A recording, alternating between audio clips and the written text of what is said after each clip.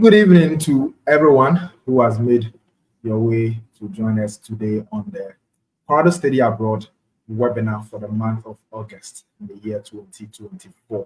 It's a privilege to come your way this evening, and today we are going to talk about one of the topics that sometimes raises a lot of questions. And for those of us who are interested in traveling abroad for studies, considering the current economic difficulties when it comes to our country, Ghana, and also elsewhere in other countries for education. So today we are talking about financing your education abroad, financing your education abroad. And today we have a resource person who's going to be with us to tell us more about how we can actually finance our education. He's a Ghanaian who has made his way to the US. And so he's going to tell us more about that later on. So you're all welcome to the webinar. My name is Janice Abbey, and I'm going to be your host for this webinar this evening. So join the drop comments and all your questions in the comment section, and then we'll take time to read them out to our guest, and then he will also take time to answer all your questions on the webinar today. And so you are most welcome. Join me. Let's invite our guest for the day, Mr. Daniel Phoebe. He is a PhD candidate at the University of Indiana in Bloomington, USA. Mr. Phoebe, good evening. Welcome to the Colorado webinar, Study Abroad webinar. Dennis, thank you, and good evening to you and to all your listeners, and for all those making time to attend this all-important webinar. I think it's one of the very crucial topics that people need to understand before even thinking about studying abroad, because obviously you have to make some payment, some commitment, and you have to know where your resources are coming from. The Bible says that which of you or which man will begin to build and not have a plan of how much they can invest and when to finish, making plans. So it's good that you make plans ahead of time before committing yourself to this lifelong, education, because once you are on the path of academia, you want to go higher. And mind you, nothing is free. Whatever is free is mostly not good. So But sometimes I tend to disagree with that particular statement. Whatever that sometimes cheap or it's not good. Sometimes I disagree. Anyway. it's because life, Hmm. once you get to a certain point, you begin to appreciate that nothing in life good It's true. comes for free. Yes. So if anybody is promising you free, you have to think twice. You don't see it now, but you pay later. That is life, obviously. So it's good to learn about financing your education. All right. Sure. Thank you so much for that. But let's start off with you. Let us know a bit about you. Yes, I've mentioned your name and where you are schooling now, but what kind of a program are you even reading? And tell us just a bit about yourself for viewers who are joining us today. Okay. So I'm Daniel Phoebe, and I'm currently finishing my PhD. This is my sixth year in the program. I came with bachelor's degree from the University of Ghana in 2019 to Indiana University in Bloomington in the US.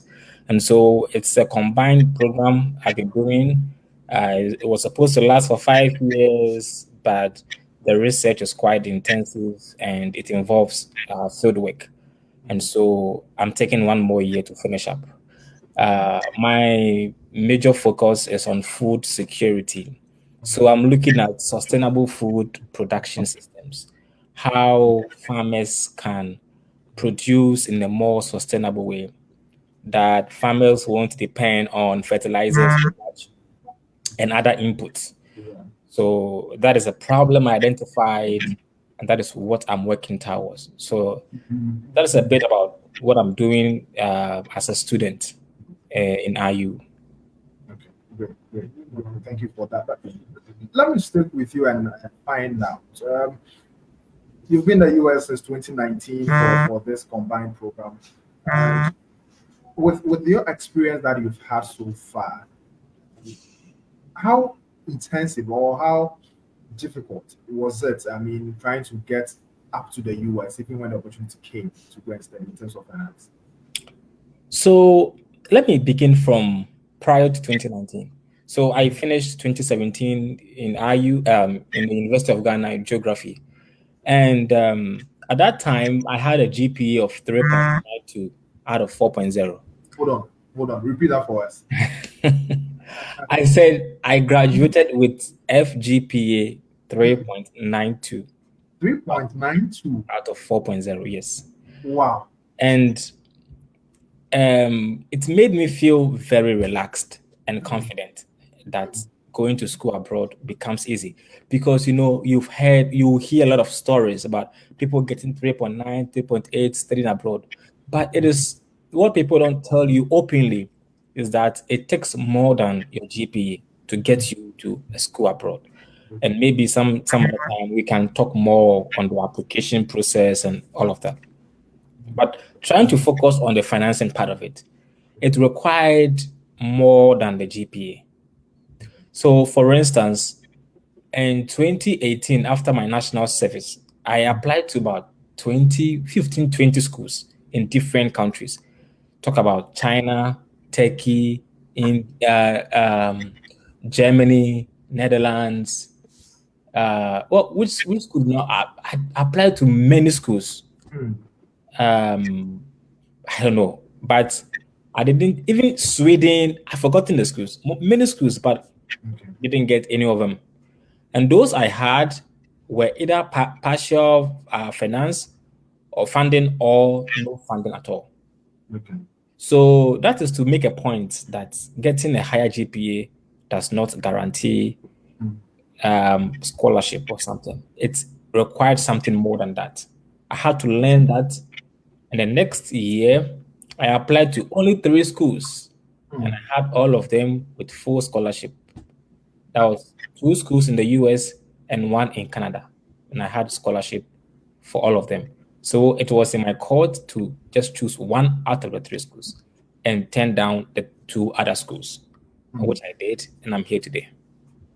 Interesting story to look at. So let me come back to you and then find out. Having been able to choose a school out of the three that you got later on, full scholarship, as you mentioned, to go out there. Did you have to also incur that cost aside the fact that you have a full scholarship? Did you, on a personal level, have to also incur extra cost? And how did So you manage to do that? yeah, so let me again step a little bit back. Just prior to saying this, we had discussed three things that nothing is in this world is free. Hmm. Hmm. So the first thing I will talk about is applying to a school. Mostly the schools that have free applications don't offer scholarship. Oh, If you apply to a school and they say apply for free, you don't pay for application fee. Don't expect full funding. You either I see. get a 20%, at most 50% scholarship, and the rest you have to pay. If you are applying for a school and they demand application fee, then you know that if you get the school, you'll get funding. I see. So if you're happy, you have applied to like five schools and there is no application fee. No, no, no, no, no. Your chance of getting 100% scholarship is quite, like very minimum. Okay.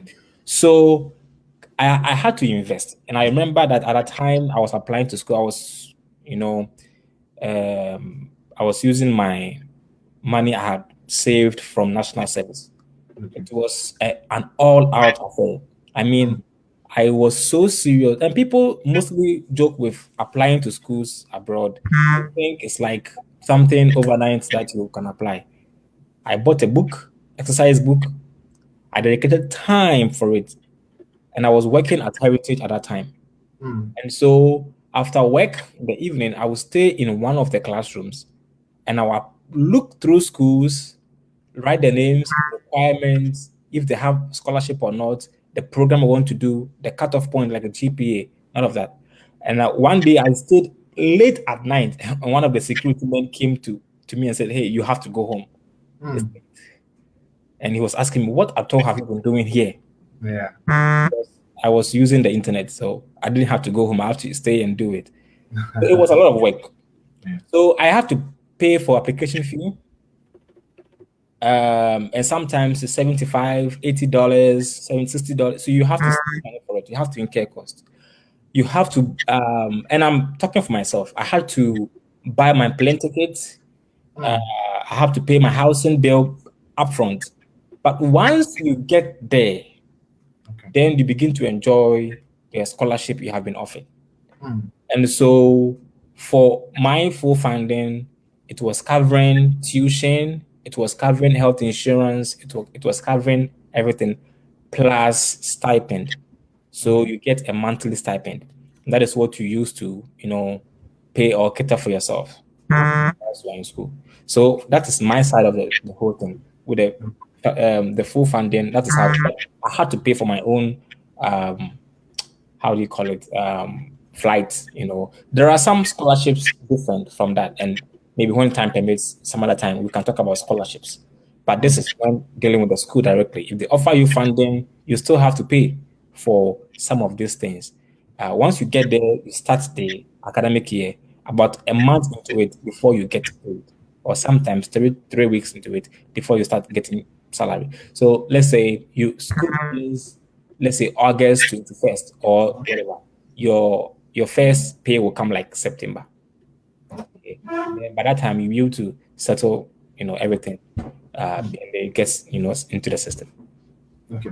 Interesting. You've mentioned, I mean, stipends that you're able to receive when you get to the country that you've applied to. I mean, the school that you've applied to at the end of the day. But one key thing we have to also take notice of is the fact that schools that, I mean, give you free application form, you would barely or rarely get, I mean, full funding, full scholarship from them. And after you've gotten, in your case, for instance, when you go to Indiana, University of Indiana, staying there on your stipends, I mean, how are you able to manage those stipends? The stipends that you receive, are they something substantial that you say is able to take good care of Daniel, because Daniel has just left Ghana to USA and no family for you to go and eat fufu or something with, I mean, are the stipends enough to cater for your living? So how much is enough is kind of very relative. Okay. It depends on the person's background, the Mm, kind of lifestyle the person has been exposed to, and mm, how well you want to live. okay. It all begins with you acknowledging that you are not in your home country. Mhm. And once you're not in your home country, you should be prepared for anything that happens. So you can receive a stipend of like say 1,500 a month or $2,000 a month, depending on the country, like euros, wherever you are. And let me just put this caveat that because I'm in the US, most of my submissions are biased towards the US. Like I'm speaking for US most of the time. So it's like $2,000, 2,500. It depends a month. Now it will all depend. You out of this money, you have to pay for your housing, and sometimes housing can be quite expensive, Okay. like 500, 800, 700 a month, depending Mm, on whether you want to share the room. Like sometimes 3 bedroom, 2 bedroom, you have roommates. So if it's like 1,500, each of you will pay 500, and then so you also be like $500. If you want to live alone in a single, room, you pay maybe more. Or if you want to have 2 bedrooms to yourself, you have to pay the other roommates money. You have to pay. So it depends. And then also your clothing, your food, everything. So the whole point is that the money they give to you, it is not arbitrary. mm, They measure how much the living expenses is within your state. So every school has a different way of paying students, because in the US, the states, they have different, even the taxes, different state pay taxes are different from state to state. Living expenses, housing, food is more expensive in New York than Indiana, and then mm, housing. So somebody living in Indiana may receive more money as in stipend than here. But when you compare, they are paying more in taxes, in food. So it's kind of relative. Okay. And so for you to live here well, you have to learn how to save. You have to learn how to, cut off on your expenses, some things that are not so much necessary to your existence. You don't have to be always going out to eat at the restaurant. You should learn some soft skills, home skills, like cooking for yourself, and Mm, then making sure that you make use of very like groceries. You go to the grocery shop, you buy fresh, stuff, put in the fridge, make food. Try to consume what you have. Okay, not always be buying from outside. Most of these developed countries are made to consume. People mm, are there to consume. mm. And so the consumption is very high. People are Okay. always consuming. And you have ads, adverts, and things are giving, you have all of this nice things coming your way. You have to buy them. You want to buy them. iPhones, and iPhones will never stop releasing new ones. Very Yeah. soon, to 20. Okay. So you have iPhone 10 or 13 Pro Max or whatever. You have to be content with it and Mm, then manage it. Okay. And then so you will be forced to consume if that is the lifestyle you are used to. But if you want to live a good life, because myself, I have lived with this and I have never had problem with it because mm, I always cut down on how much I consume. I don't travel really. Okay. I don't go to the restaurant every day. I prepare my own food at home. I learn mm, some of these things. And so it's able to help. And then one thing which is like just by the way, and don't quote me on this, that the exchange rate, mm, mostly helps a lot. mm. Because if you are taking like say 1,005 or $1,008 a month and you translate it into the Ghana city, it's helpful. Not Yeah. because but don't take it wrong that it means you have money. No. The money you get here, you don't spend it in Ghana, you spend it here in the US. Exactly. Exactly. But the only good thing is that you can send a little amount of money in dollars and it will be okay for your family back home. That is the Mm, only consolation you have. But the mm, rest, you pay the housing here, you pay taxes here, you pay everything in dollars. mm. So in reality, it's not so much. Yeah. But if you are manageable, you can spend some and then send some back to your family. If you send like $100 to them, that should be like enough for maybe your small brother or your mom or something. Mm. Great. Great insight. Now, we've spoken about when you have a scholarship. But let's see, though, for those of us who would travel out of Ghana to other parts of the country, I mean, other parts of the world without scholarships, what are some of the avenues that you think we can continue to sustain ourselves financially? We can fund ourselves through school. So for funding, actually, I made a note here. We have like 5 ways of securing funding for school. So the Okay. first one could be assistantship, second one could be fellowship, third one could be scholarship, fourth one will be campus jobs, and then fifth one will be loans. I'll talk about loans first. It's not really interesting to talk about loans because eh, it may come back at you in the future. So in the US, for example, many international students don't qualify for federal loans. There is something called FAFSA, Mm, meaning free application for federal student aid. And this is just for US citizens or people who qualify. So majority, about 98% of international students don't qualify for this aid because it's public. It's from the federal government. They give it mm. to only Americans or those who are citizens or lawful. Am I still on it? Yes, yes, you are. You are. Okay. So for loans, the options that is left for international students is private loans. And private loans are such that if you're an international student and you come here, they demand mostly three things. The first one is your social security, Second one is, I think I wrote something here, your credit score. You should have a credit card. And then third one is your US address. These three things are mostly required for you to be given a private loan. But that one you have to clear before you can apply for those loans. Okay. And sometimes they have higher interest rates that you have to pay. Mm, Okay, mm, you don't have these three things I've mentioned: the US address, security, social security number, and good credit score. You won't get some of these things. Your next option is to get somebody who can vouch for you. They are called co-signers. A okay. co-signer is somebody who can say, "Look, I have all of these things. I'm ready to vouch for you," and the person should be prepared to pay in case you default or you Mm, choose not to pay or you run away. The person will okay. be held responsible. I So see. that is that. So we have private loans, lending companies like Avant, SoFi. SoFi is like Wi-Fi, so it's SoFi, and Okay. like a lending club, Upgrade. These are private firms that provide loans for international students. But again, when you are owing someone, there are a lot of strings attached, conditions, and all of that.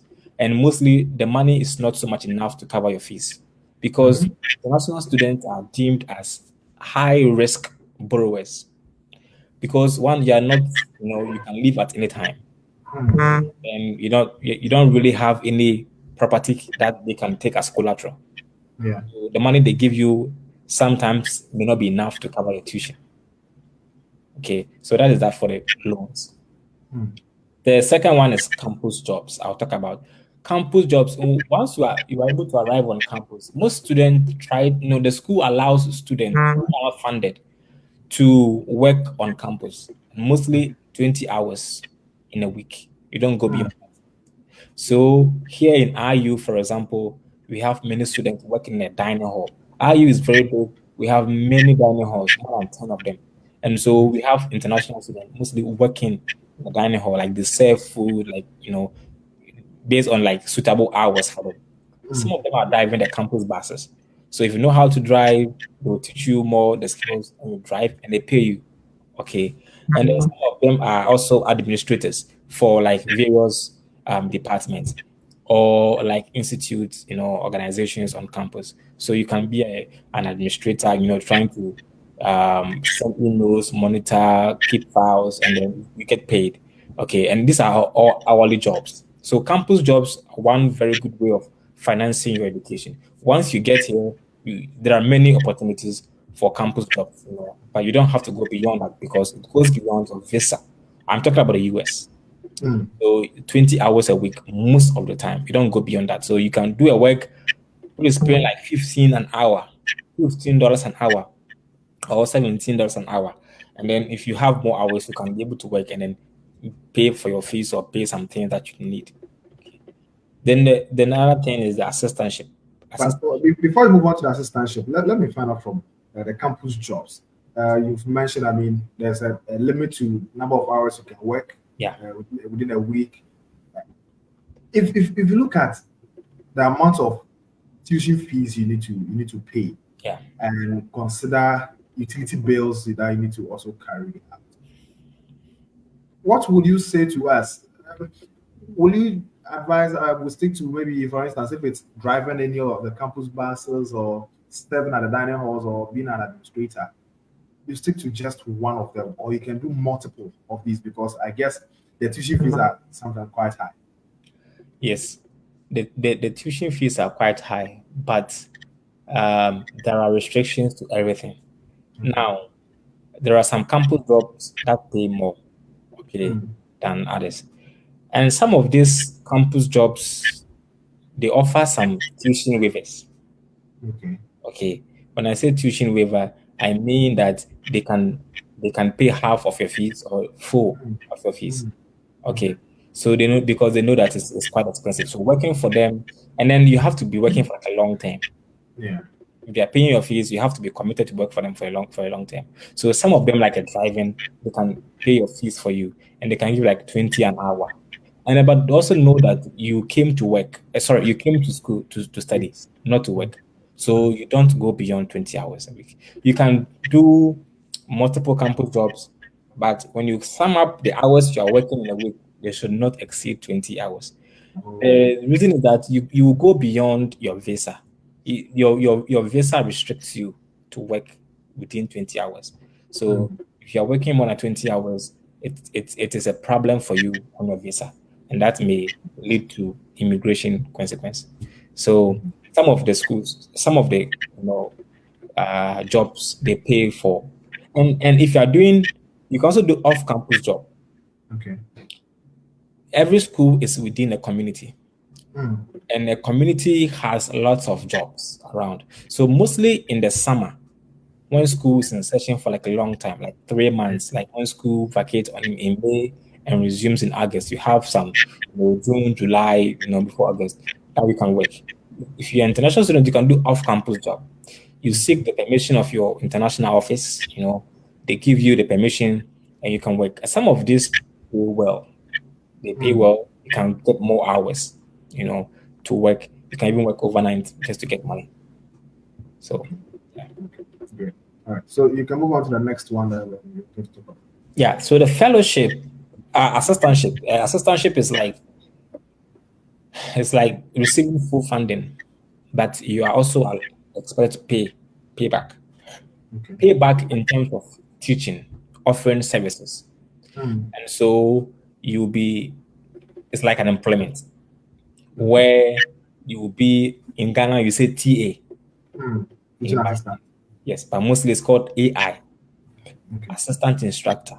Yeah. Mm, So you'll be grading, you will be holding tutorials, you'll be meeting students here and there.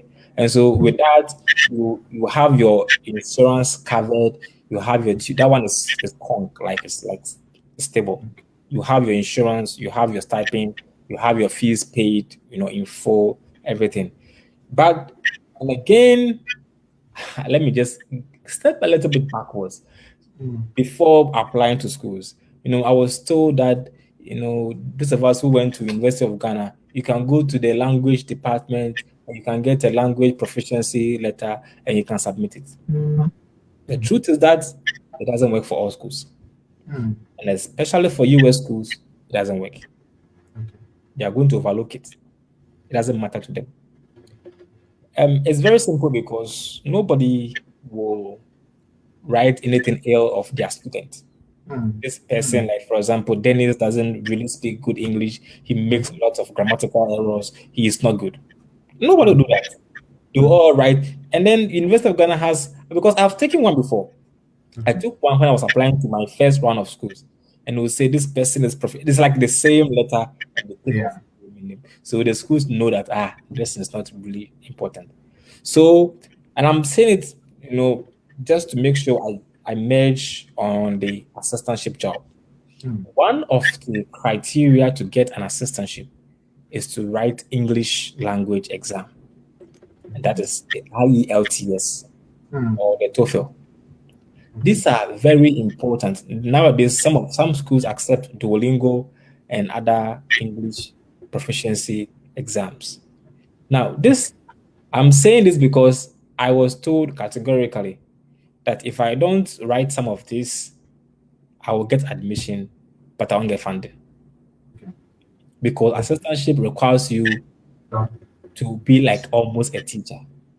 So if they can't have proof that you are good with comprehension, when okay. they talk, you can hear them. When they write, you can understand them. You can communicate with them. You can teach them. You can grade them. Because students here pay a lot of fees, undergrads, and you can't fail them. I see. And so you, the teacher, you, the AI, you have to be proficient. So that's Mm, one of the criteria for getting assistantship jobs. mm, You should be, you should get IELT like band 7.5 or band 8 out of 9. Okay. And then you can secure funding. You can get admission. And there is this guy, my friend, I won't mention his name. He has been mm, applying for like the past 3 years now. How, Danny, look at my personal statement for me. I do that, I do that. And I said, look, go and write IELTS. He always postpones.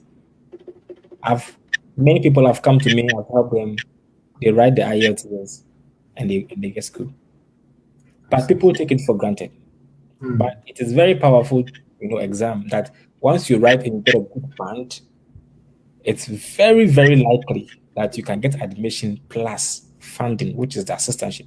Assistantship is very good because at the end of your school year, you can put on your CV that you have taught. It is very good for you because right from your master's or PhD, you can easily go and get a teaching job in a university because you have experience doing, teaching. Blah, blah. If you don't have that, you cannot proceed. So very important IELTS. Many schools nowadays don't take GRE, Hmm. but almost every school takes IELTS or TOEFL. And so that is one thing that people don't have to, downplay. If you go and take language proficiency letter from Eugene Academic, whatever, it's good, but I'm sorry, it may not help you. Some schools will say IELTS is no, or if you're from this country like Ghana, Nigeria, blah, blah, blah, blah, we can waive it for you. No, don't listen. Don't look. Go ahead and write it. The reason is that if See, yeah, I see. But now this point actually now makes me think about it. I'm like, oh, because the Colorado, I mean, study abroad and also IELTS center. And trust me, this year, yeah. so many students coming in to come and take the IELTS lessons in order to go and write the exams. And this point actually now just cements the foundation of it and say, yeah, that's Yes, a yeah. yeah, and as I was saying, if they say if you are from this country, we are going to wait for you. Yeah, they'll waive it for you and give you admission and funding, provided there is no competitor. So assuming myself and you, we are applying to the same school, you have good grades, I have good grades. Okay, now the admission committee will look for tiebreakers. Hmm. Okay, and a tiebreaker, one of them is whether you are having an IELTS or not, because the IELTS is like an international language system, and you can't reg it. Yeah. Nobody can frame your grade or your mark for you.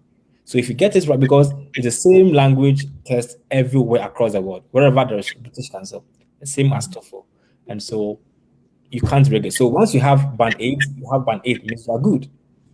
Yeah. And so your chance of getting admission and funding is very high. Interesting. Yeah. Interesting. Interesting. Thank you so So much. So that is point let me number three on let me some talk. of the sources.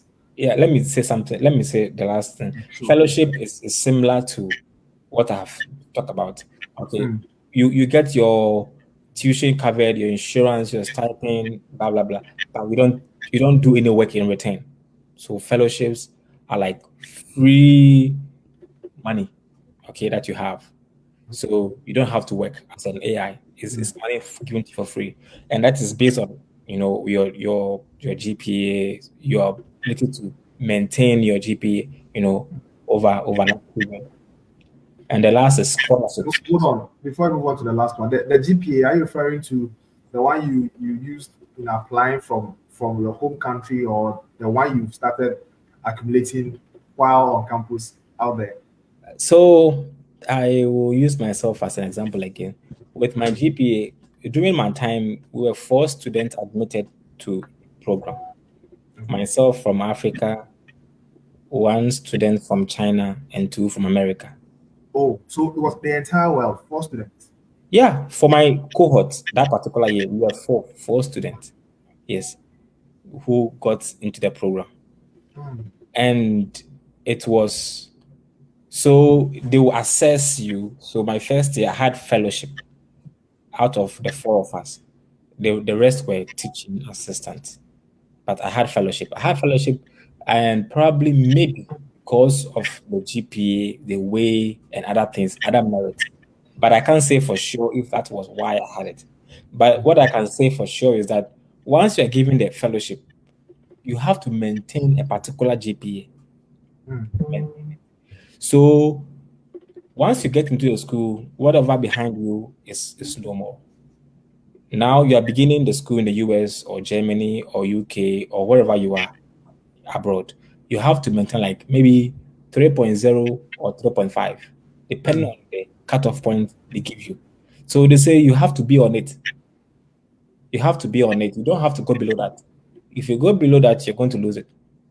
Okay. So you have to like maybe say 3.5. You have to maintain that. And probably that is for like a year or two. And then you can switch back to assistantship.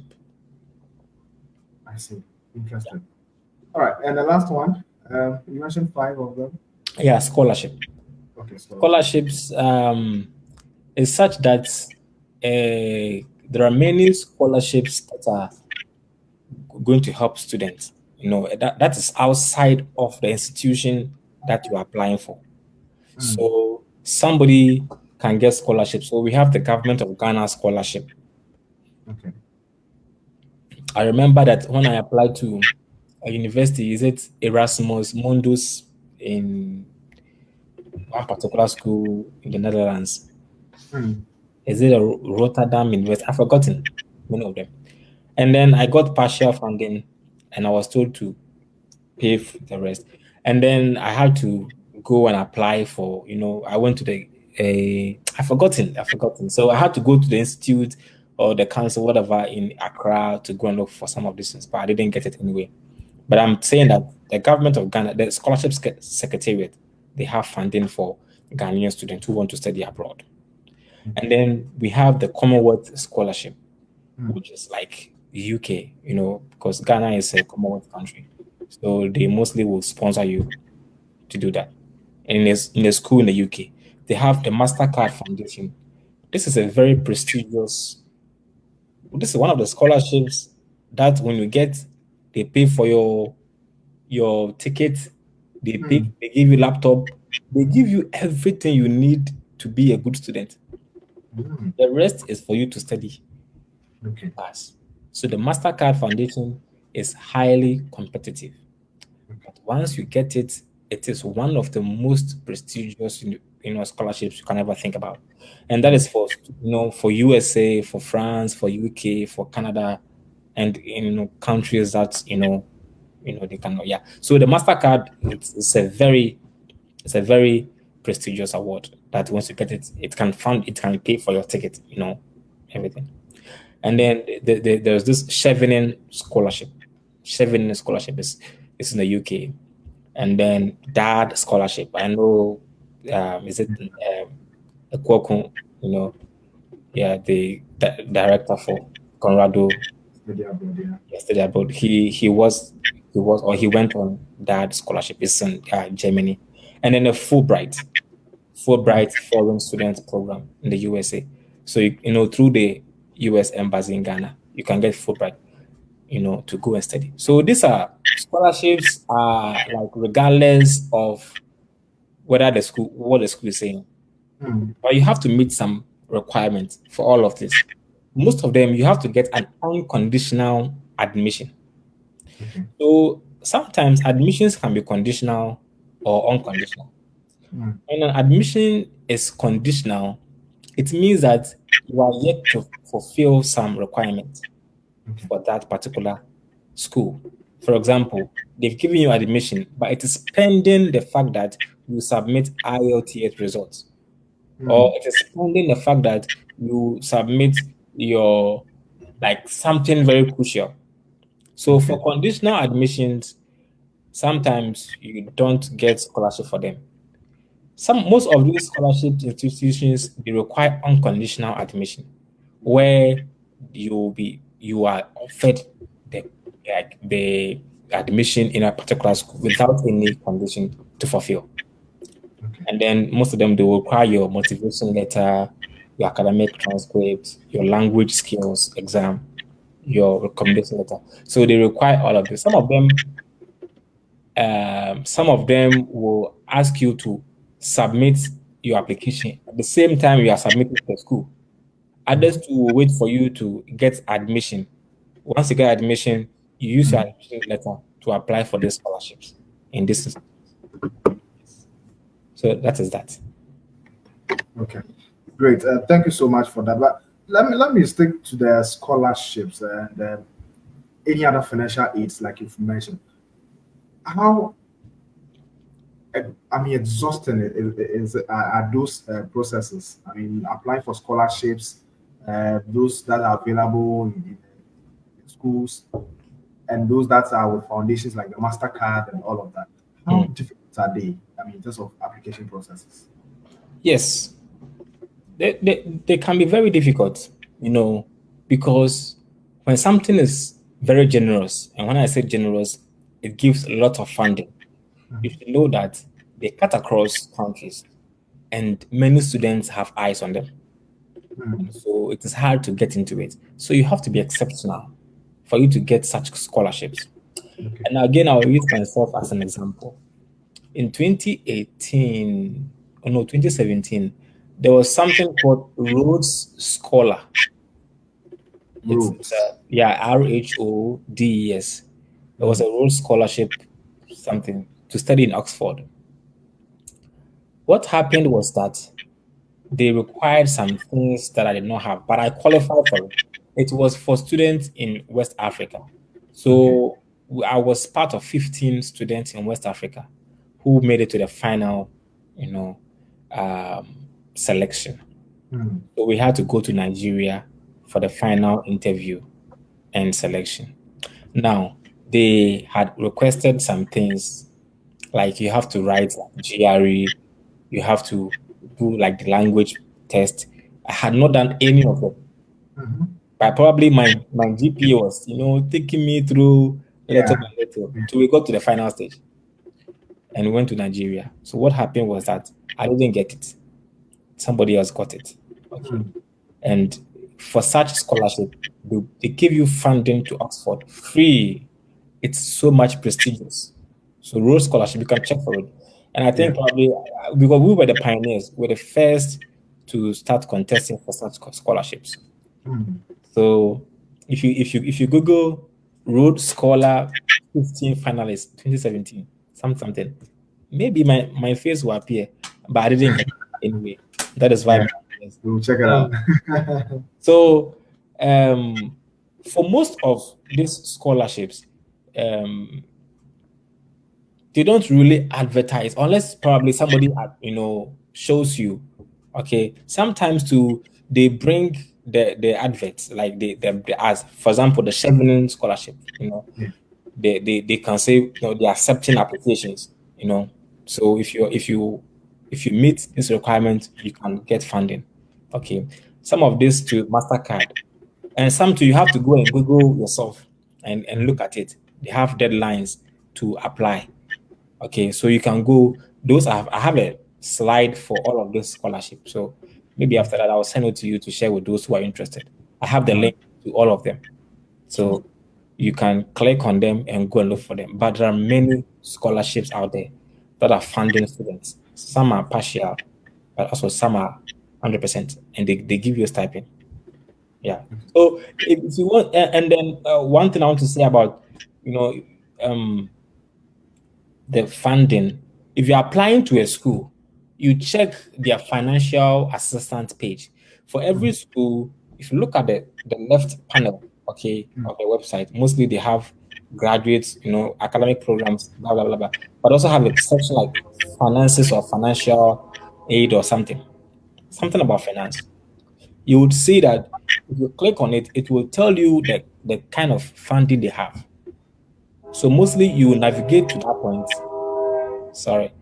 yeah. Mostly you navigate to that point and then you see that they have a list of opportunities that students can apply, for. Some of Okay. them require separate application. Others also don't require. Mostly for the European schools, you have to do a separate application. So you apply to the school and then you also apply for funding Okay. separately. But mostly for the US schools, they don't. They don't require separate application. Once you are applying in the process, they'll ask you, "Do you need funding?" You say yes. Okay, and then that's it. But others, you have to apply. I was helping somebody to apply for a school, is it in Germany? And then we had to do a separate application for that. Mm. So you have to, apply, by a deadline if you want funding separately. Yeah. Interesting. But let me find out from that. I've heard people sometimes mention about the fact that there are times that students can negotiate for discount when it comes to their fees abroad.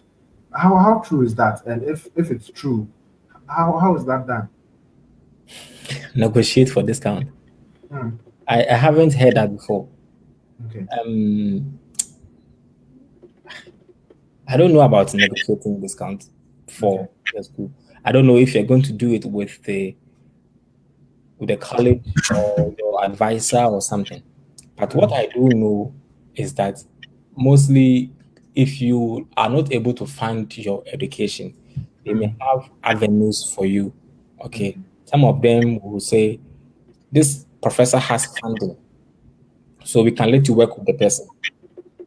Okay. But the school, for me, honestly, I have not heard about negotiating fees because university fees, they are fees. Either you pay them, they can have payment plans for you. You can pay them with installments. But for them to negotiate or bargain the fees, I haven't heard of it before. Okay. Okay.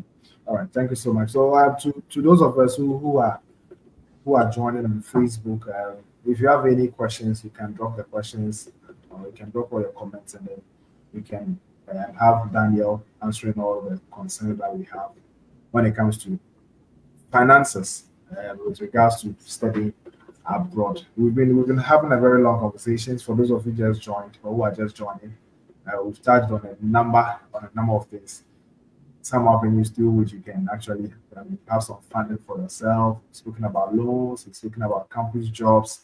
We've also spoken about assistantship, and then we've spoken about fellowship as well. And so we've covered quite a number of them, and you can have everything recorded. I mean, as recorded here, you can also go to it as well. But Danny, let me get back to you and ask, how about crowdfunding? I mean, um, sometimes some people. I have a friend who said, "Okay, I want to live here." There was a university somewhere in Russia, I think in Moscow, and he applied and got it, but got about 75% scholarship for his living. And when he was leaving, we were asking him, "So how are you going to manage to take off the 25%?" And he said, "I'll do family contributions from home so that they can help me stay out there." Does that work? Have you heard of anything like that? And how efficient is that?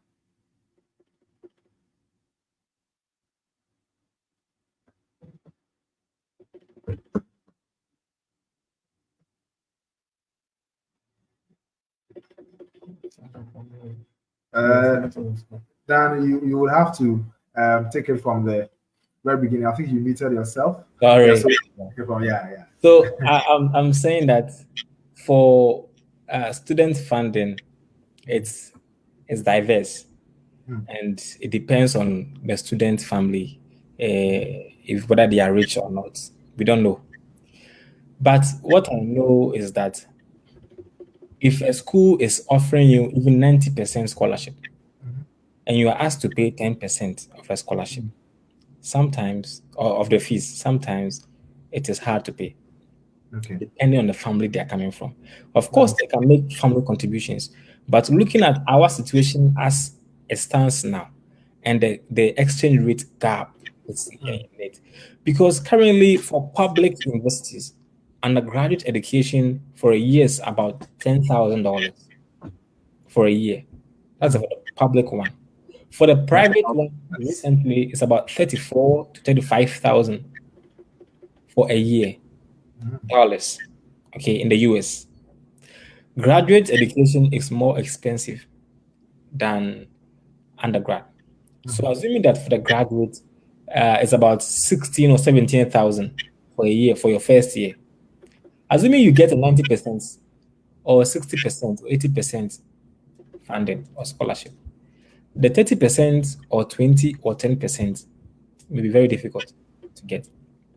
You can go and sell your family land, you mhm, can go and sell your house. But the point I'm trying to say is that in terms of percentages, it's expensive looking at our currency right now. When it was $1 to one CD, you would say, oh, somebody can afford 17,000 cities. But right now, 17,000 or 18,000 times 15, the calculation is it's there for you to judge for Yeah. yourself.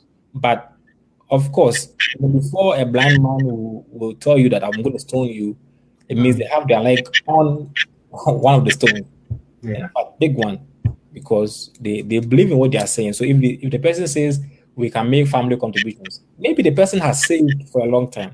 Maybe an uncle somewhere is giving money out. Maybe family indeed they are contributing because it happens. That is their hope. So the person goes abroad, study, gets money, comes to help family. But the point is that even if you're given 80% scholarship, sometimes the 20% becomes hard to pay. I see. Yes. And how about you've mentioned, I mean, GPA and how good it can be. I mean, how much of an importance it can be for you if you have very good GPA. But how about those of us who would say, yeah, my GPA isn't good, but when it comes to some extracurricular activities, I'm that good and I want to leverage on that to say my finances for schooling should be catered for. Is that thing really good enough? Does it work? I know some people who have really gone on scholarships, Hmm. and they've gotten, um, let's say, sports scholarship. Yeah. Okay. Some people have gotten that opportunity like extracurricular activities, and that is what they have used to, go to school. If your GPA is not good, it doesn't mean that you are like that is the end of you.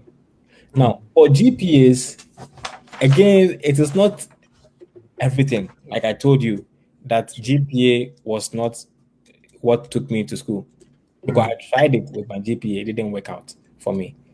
The point I'm trying to make is that for school applications, very important is GPA, but also how suitable you are for the course. That Hmm. is why I said that when I was beginning, I did this thing like a job that I was doing. Like I was so much focused on it such that I was dedicated to doing this for like quite some time now. It was not like one day job. I have to search for schools, look for programs that were matching my interest, look for an advisor, a potential faculty member who was willing to work with me. Okay. I had to write emails.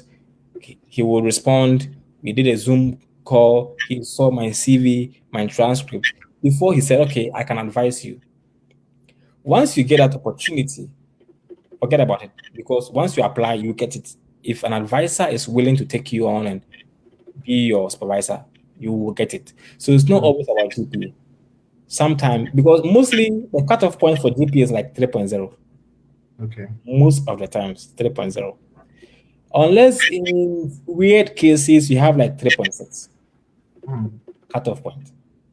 But majority is 3.0. If you have 3.0, you're okay. Very important also is your personal statement. That is something that distinguishes most students from others. If you want to be an exceptional student, you should have a very strong personal statement. And the personal statement, like I said, should be you identifying a particular problem, your willingness to solve it through your research. Now, some schools will give you guidelines about what you have to apply for, about what you have to write, in your personal statement, but others will not say it. In such cases, you should know that you should be able to justify your reason for being a student there. Hmm. So, in my case, I was looking at a problem of food insecurity in Ghana, Hmm. and then how I could be able to solve or work towards it. And Hmm. so basically, I was identifying a problem and I was trying to say, I'm coming to school to come and solve this problem. That will make a strong personal statement. So it's not only GPA, your GPA is important, but your stability to the course, your advisor's willingness, your personal statement, very important. So they consider all about five things. and plus your English language, Mm. proficiency. Somebody can have 3.8, 3.9 without English language proficiency. Someone can have 3.6. The person will be picked because the person has proven beyond reasonable doubt that they can be an asset or they can be assets to the department if given admission. Because we can't prove your English proficiency if you don't give us any results from the testing center or from the testing institution. Mm. So you can go through sports, you can go through academia, which is the GPA. If you have been able to talk to your advisor, somebody, a potential faculty member who's willing to work with you, if you have, your personal statement is very strong, your English, like you get like band 8.5 or band 8 out of 9 or band 7.5. Mostly 6.5 is enough to get you to the school, but for Mm. funding is 7.5 or 8. I see. Yes. Well, So so it's actually a different thing getting the right band to get admission to the school, and it's a different thing getting the right band in IELTS to also obtain a scholarship or a yes, funding. and I'm saying that I wrote before I applied, I wrote to the director of my department, Mm. and then they said they will write at the they will write in their on the website that 6.5 band. Mhm. But if you want to get into details, you ask them, what do you need to qualify for funding? They will tell you maybe 7.5 or 8. Wow. So 6.5 will get you. That is the basic, the minimum you should get. But Mm. some will say you have to get like 7, 7.5 or 8 before you can get funding. Mm. So IELTS result is not just any result. You have to go a bit higher and Mm. get a reasonable score that can secure you both admission plus funding. Interesting. Thank you so much, Daniel, for sharing all of these insights. It's been very helpful. But we'll be wrapping up very, very shortly on this edition of the Colorado Study Abroad webinar, which has been very, very educative, very, very insightful. But before we do wrap up, if if I tell you to try and give us, especially for those of us who are joining at this latter part of our talk, pinpoint the various tips, especially when it comes to the portion with IELTS and personal statement, and I mean dedicating so much time to what are the main meats or fishes that you bring out to us that we should focus on that will help us to gain admission to our preferred universities and then also secure us funding. So what I would say is that Rome was not built in a day. Mm. And so people should not forget about the fact that it takes about a year preparation to get admission and funding. Mm. If you want to go to school, it shouldn't be a side thing you are doing. It should be your vision and something you are actively working towards. Okay. That is the first thing I would say. Mm. You should be able to work towards it actively because schools Mm. they open admission applications around September, October, thereabout, and then admissions come in, around March, April, and then you go to school in August. So it's like a year Mhm. preparation. You have to prepare for all of this. But what I will tell you is that no, I have people sending me messages. Please send me any scholarship site. Please help me get scholarship. As if it's like, you get it. You have to work towards it. If you want to go to school, you should be serious about it. Be willing to commit money into it. Don't be looking for free, all the schools that are saying free applications. Look for schools that are really good and they suit you, but also look for schools that you can pay something. If you pay for Mm. admission application fee, your tendency of getting, if you get admission, the tendency of getting, scholarship Funding. is high. And I will say that your personal statement, revise it for a long time. Don't just wait last minute. You are rushing. You write anything and you submit. Okay. You will lose your application fee because if you don't get money, if you don't get admission, it is not refundable. So revise your personal statement. I remember when I wrote mine, I sent it to Conrad. Mm-hmm. I looked through that I have written, and I also because I was at Heritage. I Yeah. took it to one professor. I've forgotten his name. Please look through for me. Okay. And then they'll make comments. Do this because you are just in your own mind trying to apply to a school. Mm-hmm. And so whatever you write looks good to you. It looks Mm. reasonable. Yeah. But if I get the same personal statement, I will see something else. Mm. So it's good to always have a third eye to Okay. look at it. Somebody Mm. who is also good, and because you have to be getting rid of grammatical errors, and what you are saying should make sense. In Ghana, if somebody says what you have written doesn't make sense, it's a big insult. But Mm. it shouldn't be an insult. In the US, you can write plenty, and your advisor will say this doesn't make sense. It doesn't mean that he's insulting you. It Mm. means the literal way it doesn't make sense. Yeah. What you have written it has not really got any tangible like Yeah. it No doesn't. substance. Yeah. Yes. So you can Okay. write a personal statement, but if I look through and I ask question, what do you want to do? Mm. What problem are you solving? You see, why should you be given admission over somebody else? So your personal statement is one of the very important things you have to pay attention, not just one day and then you just write it. So you have to revise it, let people look through, people you trust, and again, not just anybody, but Mm. somebody who is ahead of you academically, who has, who knows what is expected of you in their personal statement. Let the person go through a professional to go through, help you with corrections, revise it and revise it and revise it. Secondly, you should tailor your personal statement to specific schools. Okay. Don't use one statement for all the schools. Mm. Make it personalized, tailor it, customize it to that school, the course they are offering. Because I I I can, let's say geography, my background. I can Not all schools offer geography in the university. Some schools they call it environmental science. Some schools say atmospheric and earth science. Some Mm. schools they have different names. So you can't use geography throughout all. Some schools are geography, some are environmental science, some are earth and atmospheric sciences, different ones.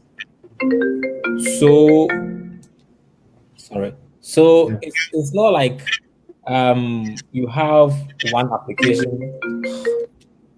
It's not like you have one application. Sorry.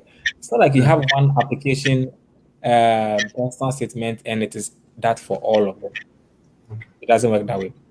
The last thing I would say is that don't take the proficiency that I've talked about for granted. You should be serious about it. If you want to write the IELTS, take your time, plan it. It's not just a day's work, but work towards it. Because it is good to get your material concrete, like solid application materials that you have trust in it, than to rush over it and submit it. Because once you submit it and you don't get the funding, you don't get the value of the money, you have wasted so much money. Which is like if you apply to a school and it's like $70, check it. 70 by 15 or $16, 16 cities. It's a lot of money.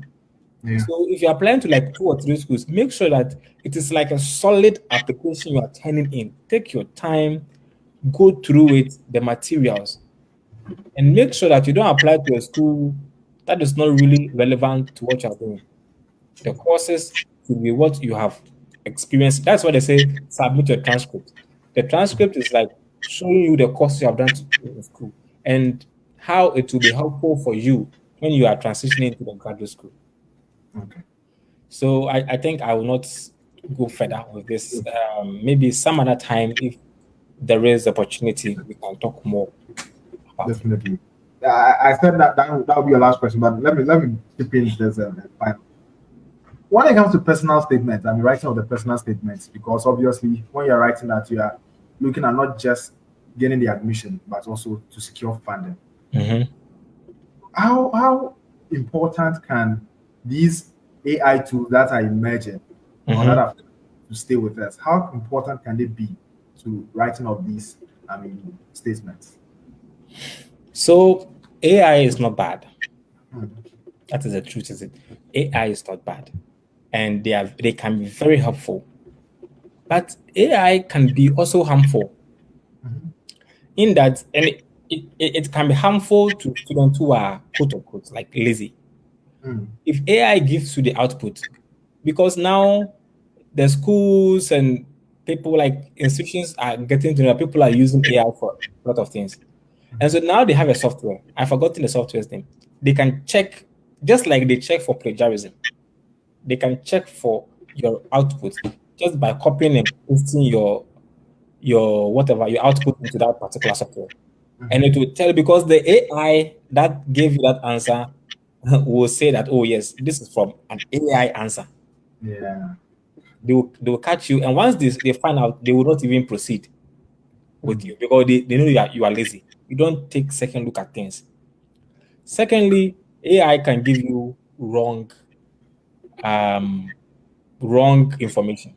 mm, The reason why I'm saying that is that sometimes you can ask for something from AI. They will give you references, but they're all wrong.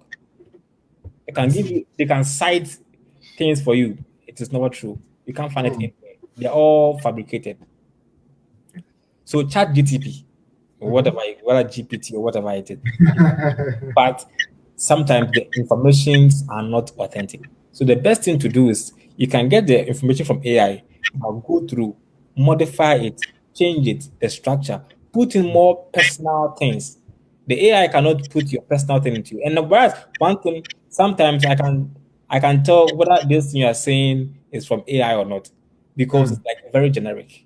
mm. It doesn't say anything reasonable. And it seems to have, have a certain way of writing. Yes, yes. Very, very verbose and Yes, yes. You know this is from AI when you see mm, it. Yes. So get that, because the AI will give you the structure, how it should be like. It's good. It helps you. But sit down and work with it. So engage with it. Put in more personal stuff in it. Make it your own. So that when you put it in that software, it can never say it is from an AI because you actually worked on it. Yeah. great. So just okay, this one is coming in from Kweku and Sour Bright, senior man. He joined us on Facebook and says, "My man, authentic. Thank you for joining us, Kweku and Sour." Then this one is also coming from Jennifer Maki Ajawuto. He says, "Hey, AI." Yeah, so AI has actually come to stay, but we need to be Yeah. very careful. But then on the IELTS, what advice will you give to students who want to take the IELTS exams in terms of going in for lessons? What is the ideal duration that you would advise that they go in for? So again, I'll use myself as an example.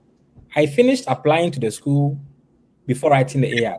Sorry, before writing the IELTS. Yeah. So I applied to the school in October, no, December, and I asked them. They said I have to write the IELTS, otherwise I won't get funding. Mm, So then I used 1 month. I remember that was 2018, the Christmas mhm, time. I did not have Christmas. I did not mm. enjoy all the party, the chicken and the rice, and people always roaming about people's house to get food to eat. I didn't do that. I was studying and studying and studying. What I did was that I dedicated myself like intensively to learn myself. Now, IELTS has four. So reading, listening, writing, and what? Speaking. Speaking. Thank you. So with these four aspects of the IELTS, I tried to master it. I was watching YouTube. Most of us, we get the internet and, excuse me, use it for nonsensical things. We Mm, try to misuse the internet, but we have all of the lessons on sometimes I'll ask Conrad to look at this for me. Conrad has been teaching this IELTS for like only God knows how many years. mm, So he knows the responses. Sometimes too, you have online, you have the let's say the questions, you have the response. Okay. So I would say that it depends on the person taking it. If you have, I didn't have more time, so I had to do it. I had to write it in January because if you write it, I think it takes like 2 or 3 working days for you to get feedback, and make sure it doesn't cross your deadline, for the school. So I had to write. I would say, give or take, give yourself like 3 months Mm. to do it. If you're like working, okay, Mm. or doing nothing. But if you're a student and you are fresh mind, 1 month, 1.5 months, because it's not difficult. It's English language. It's basic English language. Mm. It's basic English language, but it's very tricky. Okay. So it's good to have guidance. If you don't have guidance, it's likely that you will not pass because you won't have discipline. You think it's so easy, and even the reading can be very hard Mm. if you don't have the skill to quickly navigate through it. Sometimes people should help you to do it. But I would say 3 months is not bad. You can be able to use it to write and pass well. Again, it's not free. You see, things that are not free are good, but you make Mm. sure that you invest. The IELTS, you pay money to Yeah. register for it and write it. And that means that it carries a lot of weight. Mm. Yeah. Thank you so much, Daniel, for joining us and sharing with us all of this insightful information, financing our education abroad. As I mean, especially with our current state here in Ghana, many of the young people and even the elderly people want to. I mean, now we call it we want to jackpot. So many of us want to jackpot in the name of education. I mean, Yeah. schooling abroad and all of that. Thank you so much for Yes. all of this insight that you've shared with us this evening. We are grateful. We are grateful. We are grateful. Thank you. Thank you, Dennis, for having me. And thank you for all those who are watching live and those who will watch later on Facebook. Thank you. Thank you so much. All right, so we've just been talking to Mr. Daniel Obi. He is a PhD candidate from the University of Indiana, Bloomington, USA. And he was our guest today on the Colorado Study Abroad webinar for the month of August 2024. And we're talking about financing your education abroad. For all of you who joined us on Facebook, we say thank you so much for being a part of the discussion today. And I hope you were able to pick out something that will be very, very much vital to your quest in applying for schools and scholarships and funding opportunities out of Ghana, especially to Europe and also to America and all of that. Thank you so much for being a part. And Daniel kept mentioning IELTS. So the Colorado Study Abroad is part of the Colorado Group. It's one of the subsidiaries, and then one of the subsidiaries again is the Colorado IELTS Center. And so, like you mentioned, Mr. Conrad Kakraba, who is the CEO of the Colorado Group, has been teaching the IELTS test for the past 15 years and more.